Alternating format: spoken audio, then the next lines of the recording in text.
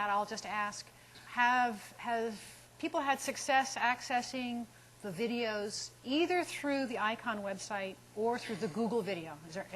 If you've had success with either of those, could you raise your hands? If you've had problems with both, could you raise your hands? So you haven't been able to access it either way? Have you tried the Google video? And it doesn't work on Google video either? Really? We can talk after class then. Is there anybody else who's had trouble with both ICON and Google? Okay. We can talk after class if you like them. Great. So you should see, there are a number of sort of practical things we wanted to take care of first before we start talking about the next chapter. You've given me some feedback on the movies that for the most part, one or the other will work. Generally speaking, Macs can't use the ICON video, but they usually can use the Google video. So hopefully one way or the other is available to everybody.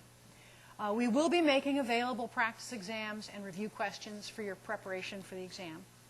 And just a gentle reminder that if you need accommodations for the exams, please let me know soon and we'll make sure that those accommodations are worked out. I generally give fundamentally unlimited time for the test, so if the accommodation is a time one, we probably don't need to do something separate. But if there are other kinds of accommodations, let me know. Among the handouts today was, I hope this is the right one.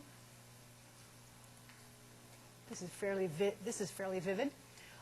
This is also available in color online if you want it. It's just a reminder that there are office hours or discussion times sprinkled across the week for you to take advantage of. We did try in advance to find out what times would be the most useful, and laying it out this way lets you identify the time slots that fit into your schedule. There are ones before class, there are ones after class, there are ones on every day of the week, there are ones in the morning, there are ones in the afternoon. Hopefully there'll be some combination. If it turns out that these start to be filled up too much, we will make sure that there are more hours, but at the moment they're not overutilized. So we would hope that you will find a time that works to get help if you need it. So far, the first two chapters have had quite a bit of review material in them, though I can't heighten too much the idea that you really need to have those functional groups and the comfort with pH and pKa solid. But we're going to be getting into material that is more new and hopefully extends your horizons further. So be current on what we've done so far. If you have been taking kind of an easy approach to it so far, you may want to step up the pace a little bit. In addition to the times that are formally listed there, you can also arrange a time through my secretary for an appointment. I have her arrange all the appointments because if we both do it, we tend to collide. So use the information on contacting her if you want to make an appointment separately. Are there any other, maybe I'll just point this out too. We're actually coming closer to an exam than it seems possible. So it's barely 2 weeks away, just a little over 2 weeks away. So we're going to be working towards that and making sure that you're ready for that. In light of all of that, are there any organizational questions or course organization questions that people have? Are there any questions about Chapter 1 or Chapter 2 you'd like to raise before we go on to Chapter 3? Okay. So let's go on to DNA. DNA is good stuff. We've looked at that. Let me get my pointer hot. I wish they made that a little easier. Okay. So the structure of this first part of the textbook is to explore the chemical properties of the subunits and then the larger biological structures that are made out of that. And it's broken down by the major categories. We're going to start with the nucleic acids, especially for DNA. But the general strategy of looking at the properties of the building blocks and the properties of the larger structures will hold together. DNA is a great place to begin, partly because it is, in fact, the genetic material of all life on Earth today. And we're going to be looking in this chapter at the building blocks, the monomers that go into that. We're going to be looking at how the polymer of DNA behaves when you combine that into a polymer and have now just the residues of the previous things. We'll be comparing a little bit the DNA to the RNA a lot of similarities, some differences. We'll be looking at how that structure permits folding and unfolding, but in the case of DNA, we call that melting and annealing. We'll be looking at information flow, and there's some surprising properties there, and a little bit of what now is possible with DNA that was not possible 10 or 20 years ago. This pair of micrographs here should give you a sense of just how important DNA can be. So this is a comparison here on the top of a histological section of lung in a normal individual, very pretty with all the nuclei lined up. This is a section from the exact same tissue from a patient who has cystic fibrosis. And some of you may know someone in your lives who has cystic fibrosis. This difference between here and there is the difference of a single nucleotide. One nucleotide out of this much DNA has consequences throughout the body for people who have cystic fibrosis. So DNA is a remarkably powerful molecule with great capacity both for construction and destruction. We'll be looking at both of those. I'd like to just touch a little bit on sort of the background of how we got to where we are with DNA. Gregor Mendel was a monk in Vienna who had the insight that inheritance could be described as if little units were passed down from parents to children. And Mendel's insight was the basis for the history of genetics. It's really quite a long time ago now, 1865, just as the Civil War was ending.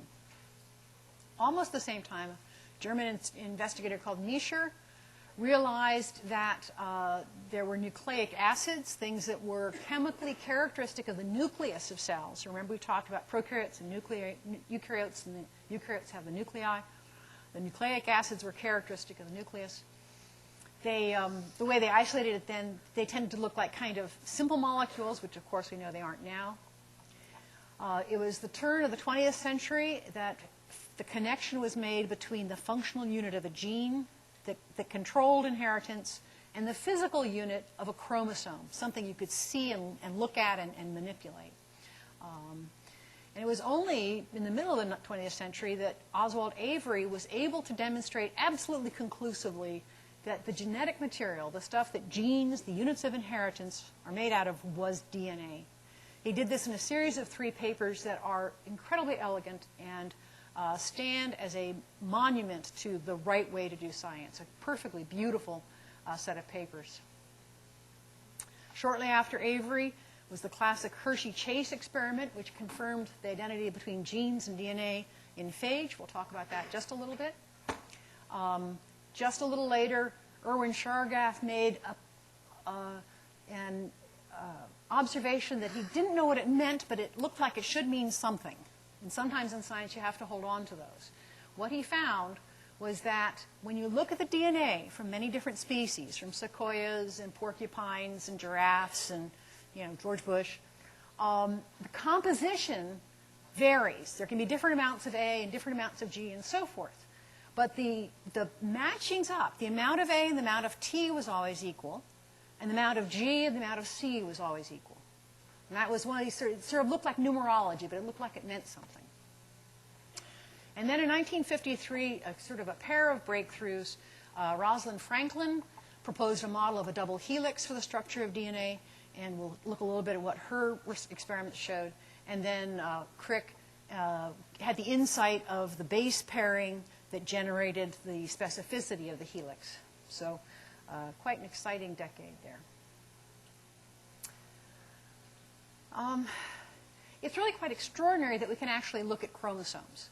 So if you capture cells during mitosis, the genetic material in the cells is compacted, and you can display it in various ways that allow you to actually examine their organization in the light microscope.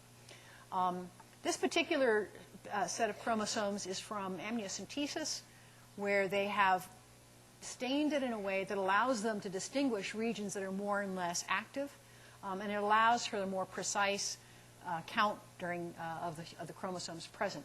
But we're capable of doing things even much more refined than that now. These are examples of what are called painted chromosomes. You can use a sorter to separate the chromosomes of different sizes and generate probes that are specific to chromosome 1, to chromosome 2, and so on, and end up with an image like this, where each chromosome has a dye associated with it that is unique to that chromosome. So you can uniquely mark every one of the 23 that human beings have. And when you do that, in a sample like this, I think this is one of the ones that has, so this is a rearrangement there where a little bit of a different chromosome has been moved over into a location where it's not supposed to be. So what was the Hershey-Chase experiment? You remember I said that Avery had made the claim that DNA was the genetic material in bacteria. This was a very simple and a very elegant experiment. The picture you see here is not a moon lander. This is a bacteriophage, and the landscape it lands on is the wall of a bacterium. You can label that virus by growing it in a medium that has radioisotopes of various kinds. And so if you grow it in a medium that has radioactive phosphorus, we're going to see that the principal place where phosphorus is in DNA. Or you can grow it in radioactive sulfur, and the principal place for that is in protein. And this is a virus that's going to inject its genes into the bacterial cell, but it's not going to enter itself. Only the genes will be shot inside. So you take this radioactive virus, you mix it with bacteria. You want to separate the virus from the bacteria, and they used an extremely simple method. They put it in a Waring blender, and they allowed them to sit together for a certain time, and then they hit the blend button, and the shear tore off the viruses. And now you could ask, where's the sulfur and where's the phosphorus? And the phosphorus was still in the outside soluble part, and the phosphorus with the DNA was inside the bacteria. Hershey and Chase loved this so much that they repeated the experiment something like 15 times. And the phrase Hershey heaven is when you're repeating an experiment that you know will work. So what's going on at a more detailed level with the composition of DNA?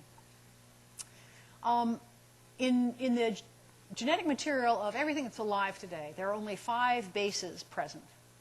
There are 2 that are called purines. So you have adenine and guanine that are purines. We're going to see how it's similar to a purine ring. And there are 3 pyrimidines, thymine, uracil, and cytosine.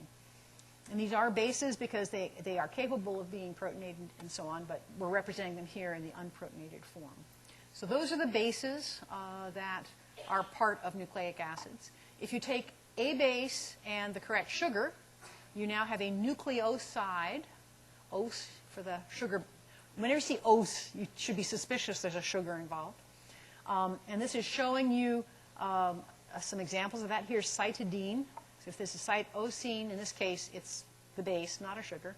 But cytidine is the cytosine on a ribose. Here's the ribose. And here is a uridine on the ribose. That oxygen is the oxygen that will be gone in deoxyribonucleic acid. So either of these would be nucleosides. And then if you phosphorylate the nucleoside, you have a nucleotide. I can commend the CD that comes in your textbooks. It has very nice demonstrations of the figures and so forth involved here. And here's looking at that in just a little more detail. Here is a purine ring, showing you the numbering if you ever need to refer to that. I'm not going to ask you to use those numbering, but just to show you where they are. And you can see that both adenine and guanine share that central ring organization, but that they differ in what's hanging off of it. So in the case of adenine, there's an additional amine group hanging here. In the case of guanine, there's an additional amine group hanging down there and a carbonyl oxygen stuck up there. But you can see the fundamental relationship to the purine ring. Pyrimidine, this is pyrimidine here. Some of you may have used pyrimidine as a solvent in organic chemistry. Is the relational name for the other 3 bases. Here's cytosine, modified here with an extra ammonia there and a carbonyl oxygen hanging off. Here's thymine, which you can see has the oxygen, and in this case, oxygen there, and a methyl. The uracil has the 2 oxygens of thymine, but not the methyl. So thymine and uracil have the same capacity for hydrogen bonding, but they differ in the presence of that methyl group. Whereas cytosine has quite different potential for hydrogen, or substantially different potential for hydrogen bonding. It seems odd that the purines are the bigger rings and the pyrimidines are the smaller ones, but that's the way it is. So just remember, the short name is for the big rings, the long name is for the small rings. So let's take a little more look at the nucleosides, and we have to take a little bit of a tiptoe into sugar chemistry to do this. Here is a representation of a ribose ring, and ribose, like a number of the larger sugars, can form a ring. Some of the sugars form rings or linear compounds, some only form one or the other. Certainly ribose is the one that is frequently found as a ring. And the numbering then starts over again for the ribose. So it's 1', 2', 3', 4', 5'. Those are the carbons that are being numbered. And the base is attached at the 1' position. The phosphate is going to be attached either at the 5' or a phosphodiester back to the 3'. 2' deoxyribose has the 2' oxygen gone. So deoxyribose, if that's all you say, is probably a 2' deoxyribose, and it'd be the sugar part in a DNA molecule. And again, if you've got the base and a sugar, that's a nucleoside. Questions so far?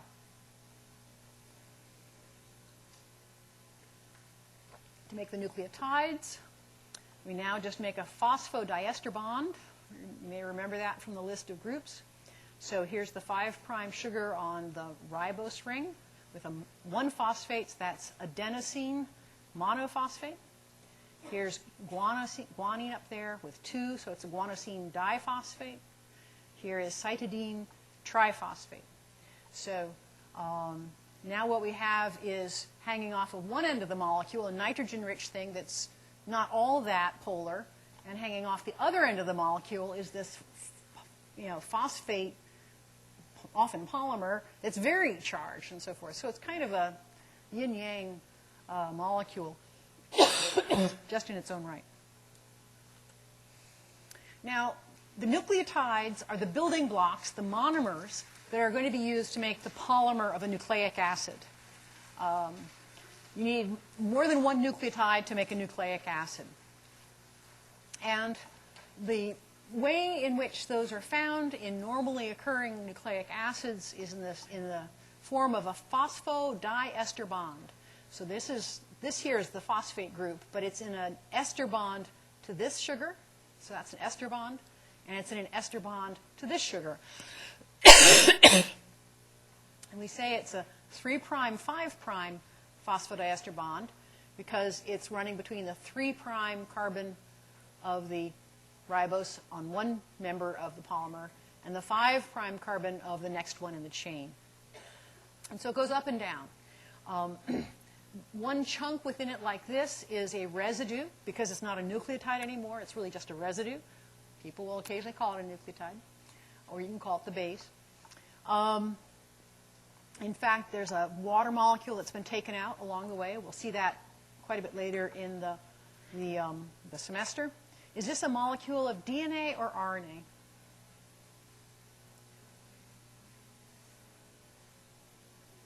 DNA, right, because it's missing the 2' oxygen. You'll also notice that it's a polar compound. That is, the ends of it are different. This end of it has a 5' end with a phosphate hanging off of it. Even if you took the phosphate off of it, it would still have a 5' carbon up there. This end of the molecule, at the moment, has a free 3' end. There are, under some circumstances, that 3' end might have something else off of it. But there's a directionality inherent to the molecule itself. The molecule is not symmetric end over end. There's a sort of a top and a bottom, if you like to think about it, or a left and a right, depending on how you like to think about it. Now, in the case of DNA, most of the DNA that's found around is present in the form of double strands, in a double helix. And we'll go into the details of the helix in just a little bit. And when you look in a double helix, the bases are hydrogen bonded up and down the helix. And the adenine can form 2 hydrogen bonds, like this. In this case, between the oxygen and a hydrogen. In this case, between a nitrogen and a hydrogen. So adenine to thymine. Or you can have guanine to cytosine, in which case you have an oxygen, nitrogen, oxygen participating in those hydrogen bonds. it always involves a purine and a pyrimidine. You think about it, it makes sense. Single ring, 2 rings, adds up to 3 rings, 4 rings, 2 rings. Those wouldn't work nearly as well. It's always 1 purine, 1 pyrimidine, but it's not just a random one. Adenine will bond to thymine, or will look in RNA to uracil, guanine to cytosine. I would point out to you that we have not exhausted the potential for hydrogen bonding, that these base pairs still have sites that might participate in hydrogen bonding should the occasion occur. And that will turn out to be important when we look at the larger molecule. So this is one of the classical representations of what the structure of the double helix looks like. And we first had significant insight into this from Rosalind Franklin. Rosalind Franklin was an X-ray crystallographer working in England. And based on her X-ray diffraction patterns, she was able to deduce a huge amount of material about the double helix. Based on the pattern alone, she was able to tell that it was an anti-parallel helix. And what does that mean? Well, it means that if you were to look at this strand, here we have the 3' end of that strand sticking up, going down to its 5' end down there, that the partner to it, or the complement to it, is going the opposite direction. Oh, I have a hurt shoulder right now, so opposite direction like that. So that one goes 5' down to a 3' end. They're anti-parallel. She could also tell that the bases were on the interior of the helix and that the phosphate was on the outside. She could tell that it was a right-handed helix. Now, maybe you don't think of things as having right or left hands, but if you were to hold up screws, you can look at them and see that they have a particular way of going. The 2 pedestrian bridges on Riverside come in opposite polarity. One of them is right-handed and one of them is left-handed. And so if you want to sort of practice spotting right-handed helices, take a look at them to get that into your head. She was able to deduce that the pitch of it, that is 1 full repeat, is 34 angstroms. And she was able to measure that the diameter of the helix was 20 angstroms. Now, this is all for one particular form of DNA. These general features, except for the pitch and the diameter, are going to be more or less true, but we're going to see some variance in a couple of minutes. So this is really quite a lot to know about the structure of DNA.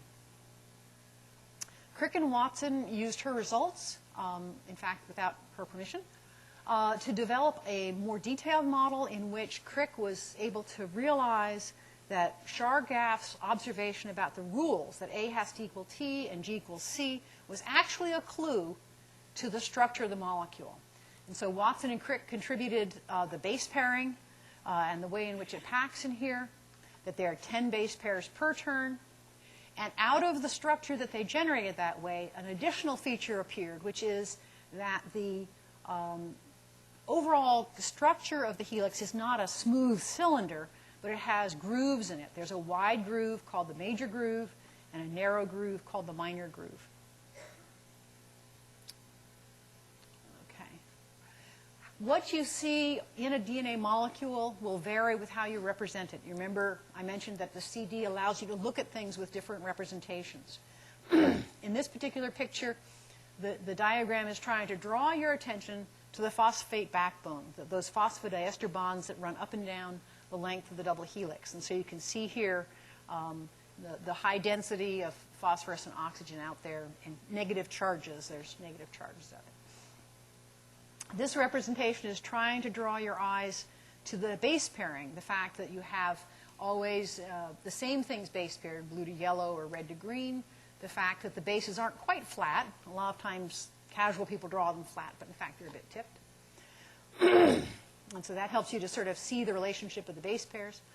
And then in this space filling diagram, which is using the same colors as over here, but now is giving van der Waals surface, it's much clearer that there's this major groove here and the minor groove there. Now you may remember I said that we had not used up all of the hydrogen bonding potential of the bases in the base pair. The major groove and the minor groove expose those potential hydrogen bonding sites to the environment. And so what we're going to find is that the sort of Velcro of the major groove and the minor groove allow proteins to interact in ways that are sequence specific in some cases. And that's part of how they managed to pull that trick off. Questions?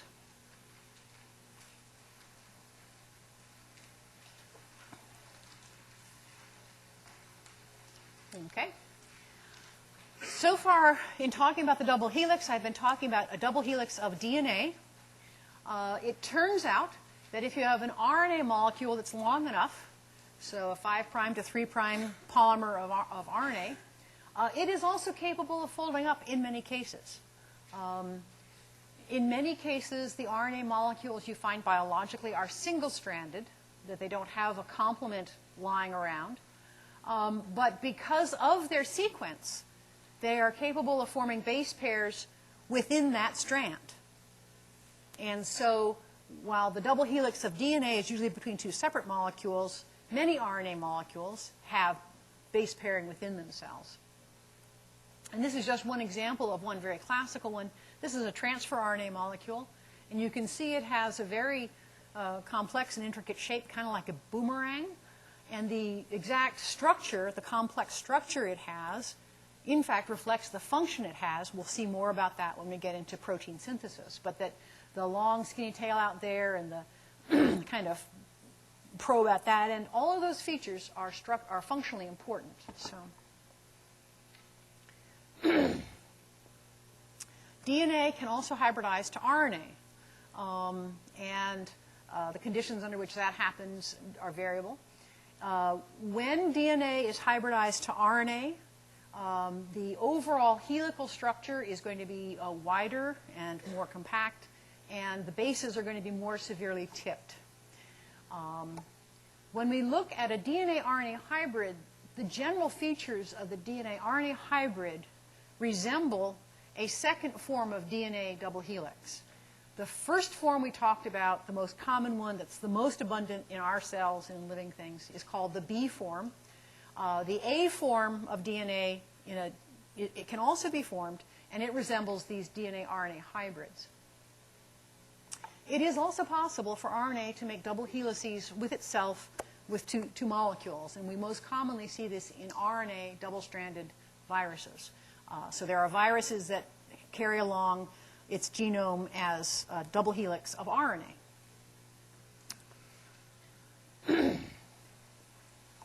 So these pictures are meant to give you a sense of the other two major forms of DNA double helices. We've been talking so far principally about the bDNA here. And this is in a space-filling diagram. This is a slightly different way of representing it, sort of a hybrid ribbon base pairing diagram.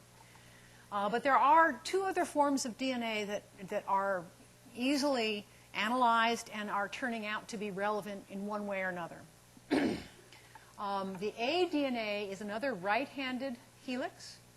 It's wider, it's squatter, and as I said, it resembles RNA DNA hybrids. But this is in this case, this is just a DNA. There's a third form that double-stranded DNA can take on that's quite different, and the observations of this third form is quite a bit more recent than the A and the B forms. Rosalind Franklin observed both the A and the B forms back in the 50s. The third form is called zDNA, and zDNA is quite a bit different from the, let me see if that's any better on your handout. Let's see. Actually, it's not too bad on your handout. Somehow or other, it's darker on the screen. It's actually not too bad up there either. Okay. 3 different representations. zDNA still has base pairing. Those base pairs are largely on the inside. The phosphate's largely on the outside. zDNA is a left-handed helix. And it's a narrower helix with a longer distance between repeats. So you can see quite a substantial difference between the zDNA and the A and B forms. You can see on this sort of cross-section of the zDNA that the bases are a little more exposed to the outside than they are in the A and the B form. And there's some evidence growing to suggest that zDNA may be more abundant near control regions, and that controlling flipping DNA from the B form to the Z form and back may be one of the things involved in some forms of switching. It is not just a laboratory phenomenon. It does seem to occur in real, live organisms. There we go. Questions? Okay. And these give you some specific numbers on that. I'm not expecting you to remember them. Don't worry about that. But it does give you a sense of how different things can be. The aDNA has a tilt of 20 degrees, which is quite a bit more than the others. This is pointing out that the zDNA actually has the opposite rotation from the other two, and that the zDNA is left-handed.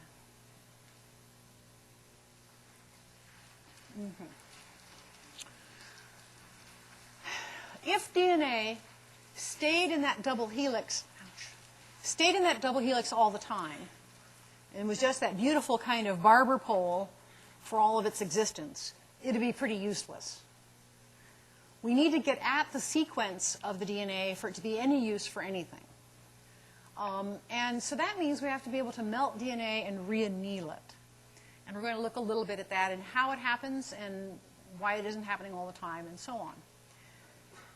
The hydrogen bonding between the base pairs allows for smooth packing. That is, the fact that A always base pairs to T and G always base pairs to C means you always get roughly the same size across of base pairs. So it allows for a helix that has an essentially constant diameter going up and down.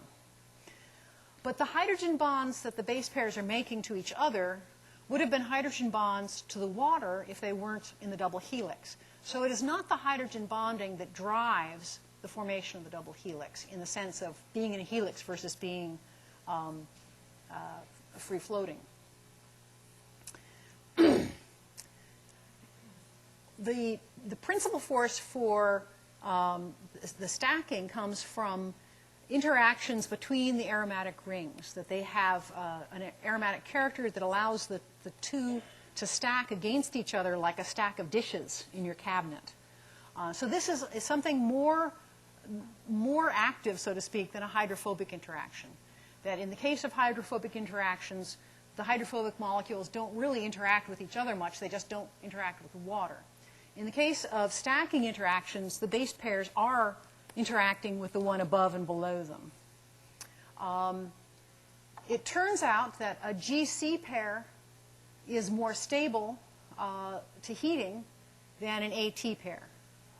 But that greater stability is not because there's 3 hydrogen bonds instead of 2. It's because of the character of the particular nucleotide pair and its stacking interactions with other nucleotide pairs. There is some contribution from hydrophobic effect, but that's not the major driving force.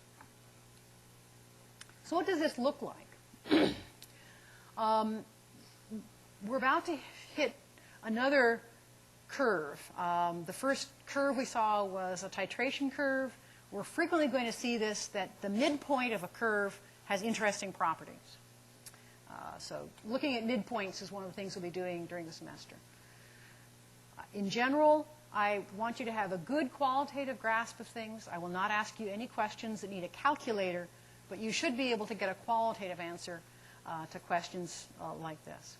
So if we start off with a solution that's all double helices, and we start to heat that solution up, so here we're raising the temperature as we go along, we can monitor whether or not that's in a double helix or not by looking at absorbance at 260 nanometers. The absorbance at 260 nanometers is, relatively speaking, lower when the bases are base paired to each other and stacked together. But as we warm it, we're going to see a slow rise in absorbance, then a more rapid rise, and then that'll taper off. So when we start to see a rise in absorbance, some of those strands are starting to melt apart. And when we get the maximum, we're going to get all the strands now are separate from each other as melted free molecules. There's a midpoint to this curve that's halfway between the top and the bottom, and we call that the melting temperature. It isn't something that happens instantaneously. It doesn't all go at once at the melting temperature. The melting temperature is the temperature which half of them are melted and half of them aren't. We'll encounter that again a lot, that these points of inflection are halfway points. the temperature it takes to melt something is itself information about the DNA. One of the things that can affect the melting temperature is the GC content. The richer something is in GC, the more higher the melting temperature. When you look at the DNA from the organisms that live in boiling water, they're very GC rich.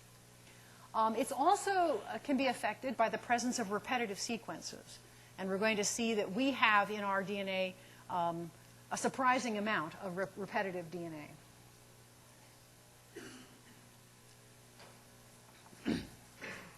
Now, once you melt this, so here we've diagramized the melting here. We've got them as separate strands. The question is, what happens if you cool it back down? And what happens will vary with how you do that. Any given collection of DNA molecules may have more than one potential interaction. If you cool this solution down in a moderate way and not too far and not too fast, you can get complete reannealing where you get back the original double helix. So the information of the double helix is entirely intrinsic to the helix itself. It does not require a living organism around to reassemble it, which is itself an piece of point of information. But the fact that there are other potential matchups that could happen mean that if you take that solution and you cool it rapidly, you can get mismatches along the way. Regions that are a bit similar can match up, but not to the right part. This is still a reversible process, and if you were to rewarm this toward but not to the melting temperature and give it enough time, you can find them, there'll be little patches that melt, and then when they bounce around, they find another one, so you can get it to reanneal again. And this property is one that we can take advantage of in the laboratory.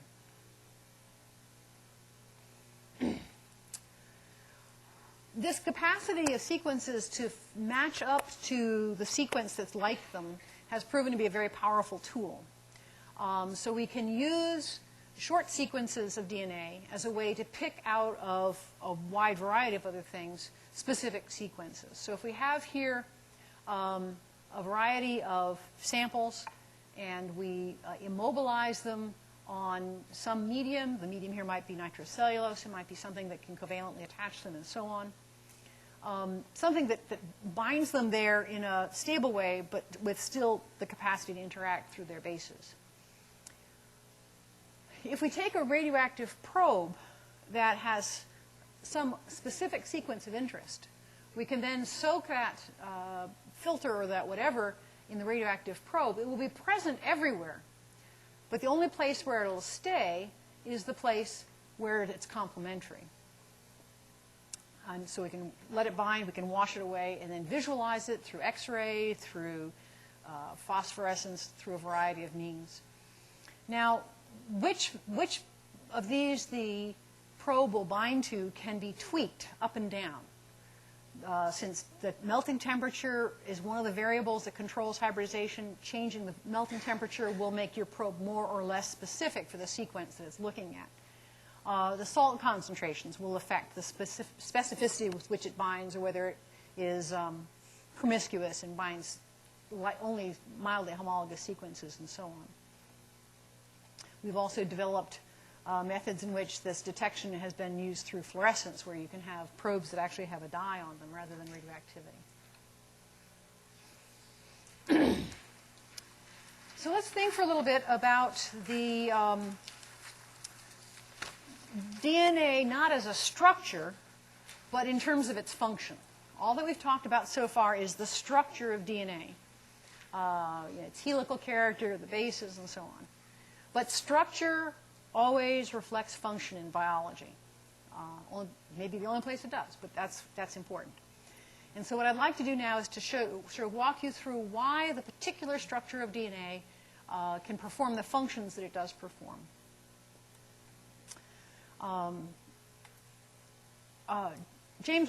Francis Crick articulated what he called the central dogma of molecular biology. And that was that information could flow from DNA to DNA, when we have replication, when cells divide and so forth. That information can flow from DNA to RNA, when we make new RNA molecules. and that information can flow from RNA to protein, but not directly. It takes some kind of an adaptation for it. So he emphasized the one-way nature of most information flow. With time, since Crick articulated this, we have found some minor variations on that. There are RNA viruses that just do away with DNA entirely. They just take advantage of RNA for both replication and for coding for proteins. We know now that there is an enzyme that can make DNA from RNA, we call reverse transcriptase, but these are minor variations on the central theme. The vast majority of life goes through the central dogma. All of this is possible because of complementarity. Because DNA has this structure of being a complementary helix. That is, if I give you one strand of double-stranded DNA, you can predict with absolute certainty what the opposite strand should be if you take into account that anti-parallel character of things. The two strands are complementary to each other. They're not identical, they're complementary. And because of that, you can use those strands to generate new strands that are themselves complementary to the original strand. So the complementarity underlies the central dogma. I like this diagram of complementarity during transcription because I think it helps keep straight the character of the strands during transcription. DNA is double-stranded. RNA transcription usually uses just one of those two strands. We'll see a few cases where it may use both. But even if it uses both, what's said here is still true. That in the unwound state, you can't make RNA off of the DNA because the base pairs are all tied up with each other. So you have to open up the DNA, you have to unwind it to some extent, and the RNA polymerase will move along one strand of the two. And the strand that is being used is the template strand, which is complementary to the growing RNA chain, which is synthesized from its 5' end to its 3' end. And then the opposite strand, the one that's complementary to the template, is often called the coding strand because its nucleotide sequence is similar to the nucleotide sequence of the mRNA, with the exception of having U's for T's. And then after that bit of DNA has been transcribed, the DNA is going to close up and reform a helix. But even knowing that is not enough. In order to use the complementarity to make protein, we have to have some kind of rule for how the sequence of the DNA and in turn the RNA gets turned into a sequence of protein. Because the nucleic acids, both the DNA and the RNA, are made of nucleotides. The protein's made of amino acids. We have 4 bases in either RNA or DNA. We have 20 amino acids. There's got to be something going on in order to turn the sequence information of the nucleic acids into proteins. And this was another insight of Francis Crick's, which is that there is a triplet code by which we can turn nucleic acids into amino acids. So if we look here at a small stretch of DNA, here is a messenger RNA that's been coded. You can see that it is complementary to this strand. So this was the template strand. This is called the coding strand, which has same except for the U's and the T's. And this is then going to be read off by transfer RNAs that can match up to it. In principle, it could have taken many possible different forms. Maybe it could have been 2 bases at a time. Maybe it was 4 bases at a time. The use of 3 bases at a time, here's these 3 are going to code for leucine. These 3 are going to code for serine, and so on, gives us certain properties to the translation process that are very useful. It's not overlapping. You use these 3 and then the next 3. That didn't have to be true, but the fact that it is means we have much more freedom about amino acids. We call 3 bases a codon. So 3 bases is a codon, and 1 codon will encode 1 amino acid. And this representation of the genetic code is one that allows you to see some additional properties of the genetic code in kind of an interesting way. So the center is the first base of the codon. The next one is the second, and then the third. So what you can see here is that if your codon starts with U, you can have U, C, and then whatever's in that third position, it'll be a serine. So UCC, UCG, they're all serines. If you look around this wheel, you can see here's a stop codon here. Tryptophan has one. Leucine has a bunch. Proline has a bunch. Alanine has a bunch. Serine has a couple. Arginine has a couple, and so on. We say that the genetic code is unambiguous, meaning if I give you a DNA sequence or if I give you an RNA sequence, there is one and only one protein sequence that can come out of that. It is unambiguous what I'm coding for. However, the code is redundant. That is, it has more than one way to say serine. It has more than one way to say proline. They all mean one thing and one thing only, but there are several ways to say it. It didn't have to be that way. It could have been that we had a three-base codon, and we only used 20 of them plus some start and stops, and didn't use half the codons because there are 64 possible codons. So the code is redundant. But it has a third feature that was not obvious a third feature that was not obvious to Crick, and it was one that could not be really known until people thought about it a little more, which is that we have a resilient code. And this is kind of an interesting property. And there's a paper describing this that I'll make sure I put on icon for you as well. If we look at the codons that code for a particular amino acid, in the triplet code that we have, the change of any one base is quite likely not to change the sequence of the protein, given the fact that there are 64 bases. And so this is a sort of a diagram trying to convey that of how resilient this code is to changes of accidents or mutations or whatever. And that you have things that are somewhat similar to each other having codons that are also somewhat similar to each other, so that if you have a mutation, you either end up with the same amino acid or at least an amino acid that's conservative. We take this for granted, but it is not an automatic property of the genetic code. Someone did Monte Carlo simulations to look at all the possible genetic codes, and only 1 in a million was as beautiful, as resilient as the genetic code that we actually have. So that is a truly impressive property of the genetic code. And with that moment of awe, I will say have a good weekend, and I'll see you on Monday.